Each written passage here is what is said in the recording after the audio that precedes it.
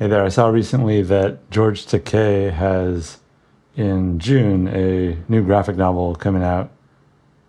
It rhymes with Takei. And it's gay if you don't know. That's the word. Um, but his earlier graphic novel, They Called Us Enemy, I had heard about, and I don't know why I never got to it. It got a lot of good reviews, it sold a lot, so I'm like, why have I never read this? So I saw that new one was coming out. I'm like, okay, I'm going to read this other one, They Called Us Enemy, which is also a memoir.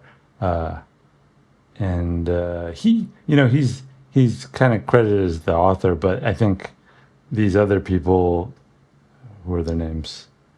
Uh, George Takei. Okay, so it's written by George. I'm sure. I feel like, he's more of like a prose writer. I feel like these other people kind of adapt it, but who knows? I mean, three people collaborating, and then the artist too. So it's quite a few people involved with this. And first off, I was expecting it to be in color. That kind of surprised me that it's not. It's actually in black and white. And I also, the style of the art looks, it reminds me so much of 70s manga. And I love 70s manga. I think it has a lot going for it that more modern manga styles don't have.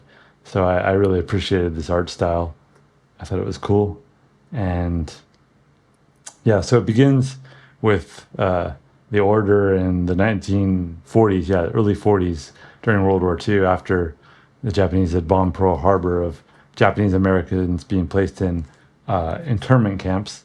And it kind of jumps around. I mean, it's mostly told chronologically from that point, but there's like jumps into his TED Talk, jumps into, if you didn't know that he was on Star Trek.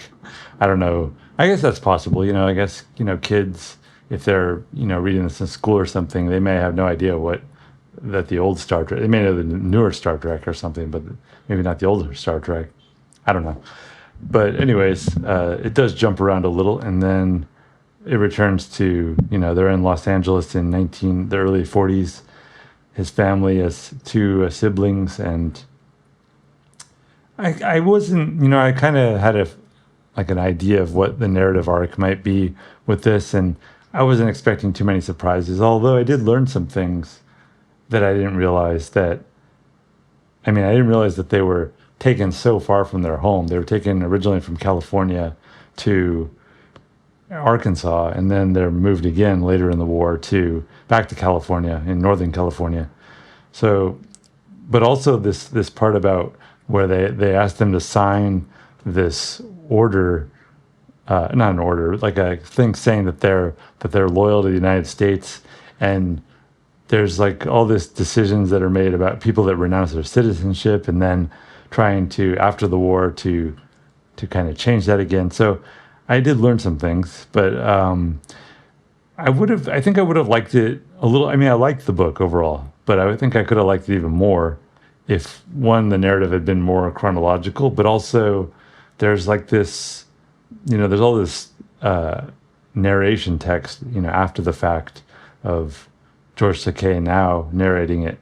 And I think that kind of takes me out of the narrative a little. I mean, I think in any comic, whenever you have a lot of these explanation balloons, it just pulls you out of the narrative in a way. And I wanted it to be more just pure comics, dialogue, maybe some thought balloons. I don't know. But I still enjoyed the book. I really like the art, as I said. And it's also in kind of an interesting time because he's so young. I think he's about 5 years old when this happened. So, when you're that young, your memories are very going to be distorted, and kind of, how much do we remember and how much do we, acknowledge of what we experience. And although, there are some horrible things that happened during the war, and there's also this sense of family and community that they do try to maintain. And yeah, so I'm going to jump ahead a little. Like I said, I was kind of familiar with the story. I'm like, I know there are people that are completely unaware of it. And I guess I didn't really realize the scale of how many people. I mean, if you just had to guess how many Japanese Americans were placed in internment camps during World War II, I had no idea. I mean, and it turns out it's about 120,000, which is quite a large number of people. Um,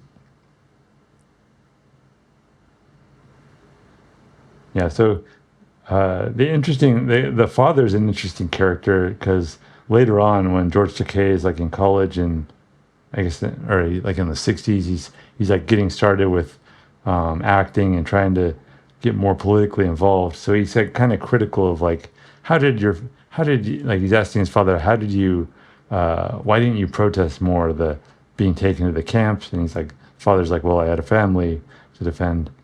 Um, so after, I mean, that's kind of the focus of the book, but there's, like a good 50 pages in the end that kind of leans into more of his Star Trek career and how he got started there and things like that. So that kind of surprised me. I didn't know where it would be taking. And it does jump around. It jumps to the present, or not the present. Like I think the book came out in 2019, and he kind of highlights how in 2018 they were doing camps again for illegal immigrants and things like that in the U.S. So it's kind of highlighting how some things have changed and some things haven't. And then in the back, there's also some. Oh, this edition doesn't have it. Actually, the edition. Let me show you. Actually, I read the Spanish edition, and it had some photos. I don't know. Maybe you want the. Maybe the newer English editions have this as well. But in the back, there's a bunch of photos. Let's see. Yeah. So here's the actual family in the '40s. I don't remember which one of these boys is George Takei. Yeah, one of them. Um, and I feel like this maybe is George Takei, but I don't know. They're brothers. They could be either one. Um, but then we also get like these artifacts from the government issuing these orders to people saying that they have to leave their homes, report to certain, like basically just a lot of, civil rights abuses, and then modern George Takei plotting this out. And I'm kind of surprised there hasn't been a movie of it yet. I feel like I know there's been, movies about Japanese internment, but I mean, this one, I feel like, because George Takei, I mean, I also, you could have an older actor playing when he's getting started with Star Trek, kind of touching on things like that. So I wouldn't be surprised if it's made into a movie at some point. But the book was very successful. I think it's pretty good for, teenagers could probably, because feel like, that at that point you only know so much about history and World War II. So, yeah, but I enjoyed it as an adult, and I will check out his next graphic novel. I think it's an easy read. I read it like in a day or two, and I enjoyed it for the most part. Yeah.